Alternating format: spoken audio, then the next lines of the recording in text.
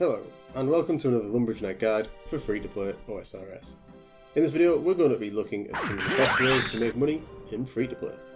And this time, the gloves are off as we plunder the riches of the GE. I just want to say up front, normally my videos are done to be Ironman friendly, however this one is going to use the GE heavily throughout. So Ironman, sorry, but please check out my previous video popping up on the screen now to find the best ways for you to make money in free-to-play. Everyone else, here's my top 5 techniques or methodologies to use in free-to-play OSRS to make some of that sweet coinage. The best money-making methods in free-to-play generally revolve around a simple concept. What is this mythical concept? Well, the first element to understand is that the GE in OSRS is a live economy, loosely based on supply and demand. Thus, if everyone wants to buy more steel longswords, and the supply is unchanged, the price will go up. Conversely, if there is suddenly a huge increase in the supply of steel longswords and no increased demand, then the price will go down. This also creates the potential for raw components to be bought, processed and resold to the GE for a profit. The second element is that the specialised NPC merchants, not the general stores, operate off a fixed price system. Therefore, there exists a potential for money to be made by buying from one and selling to the other.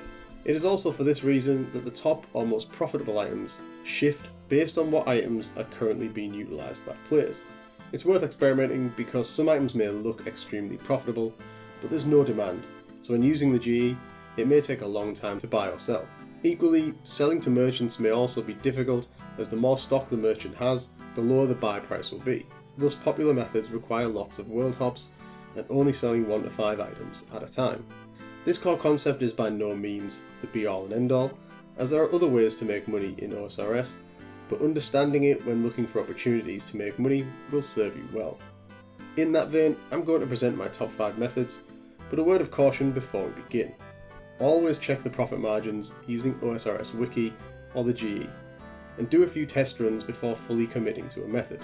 Jagex obviously don't want people to be able to simply grind out a bond in a day or two. They want to make it difficult, and with the current bond price being pretty much an all-time high, difficulty is also pretty much at an all-time high, even before accounting for things like the buy limits on the GE, which also negatively impacts money making. Finally, all these methods require some startup capital. I recommend getting the 10k from the Stronghold of Security. See the link on the screen now for a guide if you need it. Otherwise, onwards. Once more into the breach, dear friends. This first method only needs a small amount of startup capital and no skills. Here we'll be looking to find low cost items to buy from vendors and then sell to the GE. My top 2 picks to try are beers and pots of flour. These are great candidates as the items cost no more than 10 coins each and offer GE profits of over 100 coins each, and from my investigations have good demand. I tested several items when coming up with this method, and plain old beers turned out to be one of the best. The first thing to do is head to the Faldor East Bank and withdraw some coins, at least 54. Then head to the party room and up on the second floor, speak to one of the barmaids and they will sell you a beer for 2 coins. Laborious, right? Well, if you hold the spacebar down and simply click at the end of the conversation to start it again, you'll basically just keep buying beers with a single delayed click. Once full, head back to the bank, deposit your beers and repeat. My best time bank to bank was under 2 minutes. When you run out of money or have got enough, head over to the GE. Note your beers and list them for sale. The base price for the GE was listed as 134 coins, but I was able to sell each beer for around 200 to 220 coins. Not a bad return for 2 coins. Based on my experience, I was able to get around 42 inventories an hour, that's around 1,134 beers, which if sold for around the 220 coins mark, gives you 247k coins per hour. So around 250 coins per hour. If the market drops, if you are only able to sell for the listed price, this will still give you a low estimate of around 150 coins per hour. Overall, I think this is a great startup method, as you only need 2 or 3k coins to make well over 100k inside of an hour. An alternative method that's a bit slower, but just as profitable, is to buy pots of flour from Port Sarim. Head to Wyden's food store with some coins, 1 to 2k is my recommended minimum, and buy up any flour he has in stock there. There's usually 3 and they have a pretty fast 1 minute respawn timer. Once you clear them out, world hop and do it again. when you get a full inventory, head to the deposit box on the dock, drop off your flour, and then rinse and repeat until you have banked enough pots. When you are happy, head back to the GE.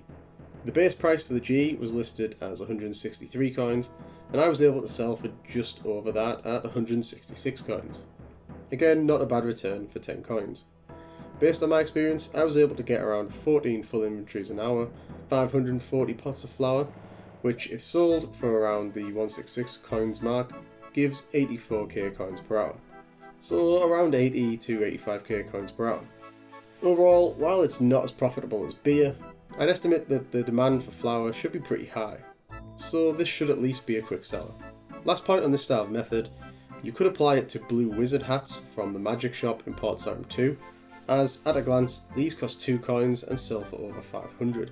Unfortunately, the GE demand when I tested this technique with only 100 hats took a while to sell, around 30 minutes to an hour. Thus, you can definitely buy some to sell on the GE, but expect it to be a slow sell. This was the same story with some of the crafting supply items that had good margins too. Once you've got a bit of startup capital, we can consider a few more options. This particular option will need a few 100k plus to be worthwhile. This method is the reverse of the previous in that we are going to be buying items from the GE and selling them back to an NPC vendor. The reason it works well is that the vendors will buy items in noded form, so we can hold thousands of items and sell them all at the same time, give or take a few hundred world hops. There are a couple of good options here. The most profitable is buying jewellery and selling it to Grum's Gold Exchange in Port Sarim. Unfortunately, this vendor is a top method for Ironmen and is well known, so selling your items for maximum profit can be tedious. Equally, it requires the most upfront cash. Consequently, I recommend selling Maple and Willow Longbows in Rimington. Scimitars in Alcarid could have been a great option too, but I struggled to consistently buy Myth and Steel Skimmies from the GE for the correct guide price and in large enough quantities due to the buy limit restrictions. Start this method at the GE and purchase a rough 70-30 split of Maple and Willow Longbows. Maples are the most profitable, but since we will be world hopping, selling between 1 to 5 at a time, it's worth doing some Willow Longbows too, just to make the most of each world hop. Once you've bought a sufficient amount, head off to Rimington, trade with Brian, and as long as the Maple and Willow Longbow stock quantities are each below 10, sell some bows. When you do this, I don't recommend selling if the stock quantity is 10 or more, as you won't make any money, and I'd only sell a max of 3 to 5 at a time. Once you've sold your bows, or if the stock is too high, world hop to the next world and repeat the process. Keep doing this until you've sold all of the bows you've bought.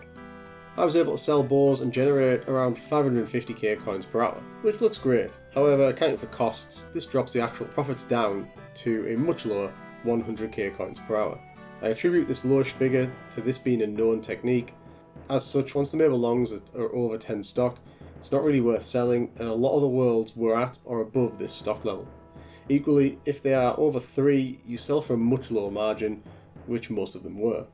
I was also mainly looking for speed over coins when I was doing this, so I was selling longs up to a stock value of 10.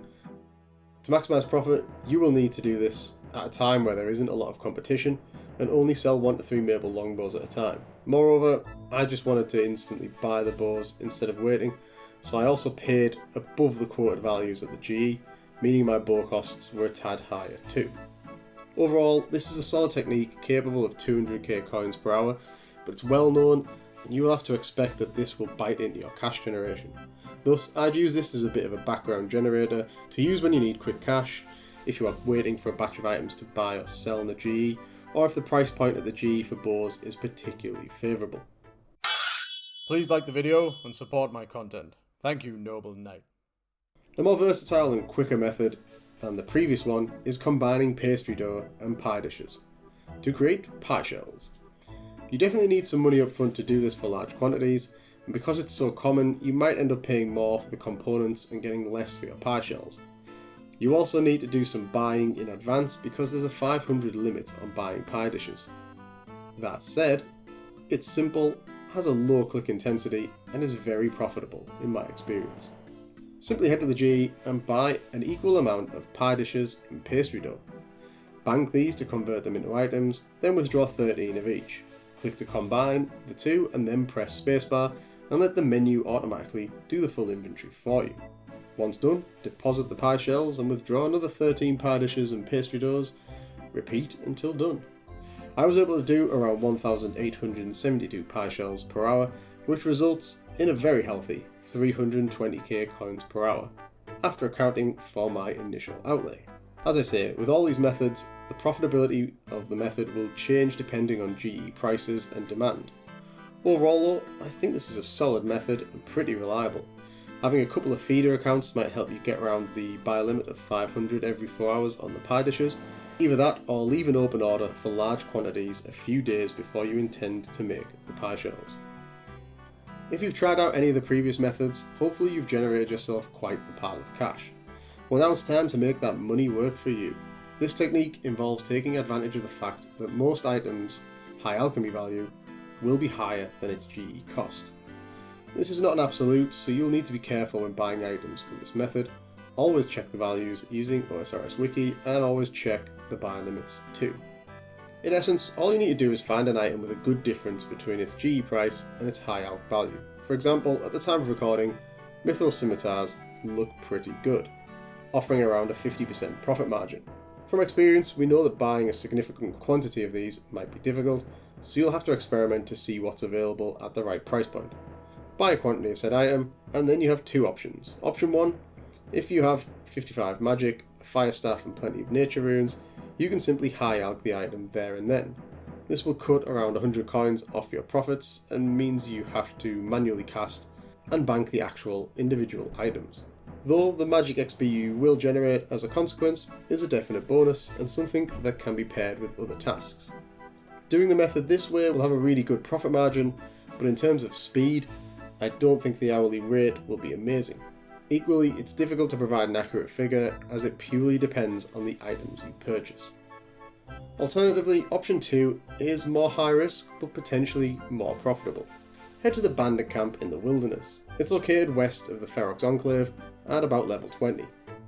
There's a general store here, but unlike regular general stores which buy items at the low alch price, this one buys at the high alch price. So not only will you keep all the profits as you don't have to buy runes, but you can also sell items in noded form, so we can sell a lot at once. Obviously we won't get any magic experience here, and you do run the risk of being PK'd, which could result in losing a lot of money if you are unlucky. If using this method, I'd recommend using the page from OSRS Wiki that I've linked in the description to identify good items to buy that you can sell in batches of 5 and make a good profit. Currently at time of recording, iron and steel bodies and two-handed swords have very good margins. Due to the buy limits on items, I would do this method periodically and with a mix of items. It might also be an idea to not risk too much money in a single run, have tele runes to make a quick exit, and carry some food in case you get attacked. Having overhead prayers probably won't do you any harm either. Here is my pièce de résistance. I have saved my favourite method till last. I feel from my past guides it should have been pretty obvious by now that I love an AFK method, and this is probably the best it's going to get in free to play. However, you will need at least level 15 smithing. Buying items to process and sell back to the GE can also be a great money spinner, especially if the item you make is something other players regularly buy. Turning ores into bars is probably one of the most obvious choices, and iron is by far the best candidate. You'll need to purchase/make a lot of rings of forging for this method, but it's worth it. I've also got a killer part 2 to this method that makes the coins per hour a lot more competitive. Okay, so buy yourself some iron ore and the required number of rings of forging. Just divide the amount of ore you've bought by 140 and you should know how many rings you need. Once you have these items banked, head over the river to Edgeville. Equip one of your rings, get a full inventory of ore, and head off to the smelter. Once you've smelted your inventory, simply return to the bank, deposit your bars, withdraw more ore, and repeat. Make sure to replace your ring of forging each time it runs out. This method is great because the smelting part is very AFK. You can do this in the background while you do other things. I was able to smelt just over 1.1k bars in an hour, which, not accounting for the GE buying/selling time, translated to around 75k coins per hour, plus just over 14k smithing XP. This is a decent method as a lot of people need iron bars to train smithing. A link to my guide should be popping up on the screen now if you want to understand why, so it should have constant demand. It's very low click intensity and has a decent coins per hour to boot. But wait, there's more. You can level up this method even further. However, you will need a mining level of 60 to do it. At 60 mining, you gain access to Hendor's awesome ores inside the mining guild. What use is this since the stock levels are 0 in free to play? Well, the sensible player who is training mining in the guild will sell their ore to the ore shop. Not only does this earn some extra money, but it's quicker than dropping the ore on the floor. Consequently, the shop is usually overstocked to the max, and this is where we come in. Because it's overstocked, we can usually buy large sums of ore for less than 17 coins each. A lot of the time, it's as low as 1 coin per ore. Thus, if we source the iron ore for our method in this way, we then smelt in Edgeville as before, we can up our rate to a much more respectable 170k coins per hour.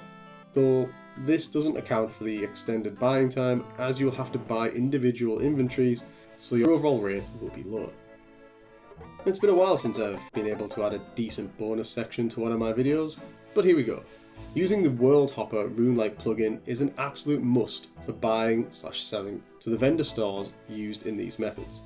This plugin allows you to instantly initiate a world hop to the next world with a single key press.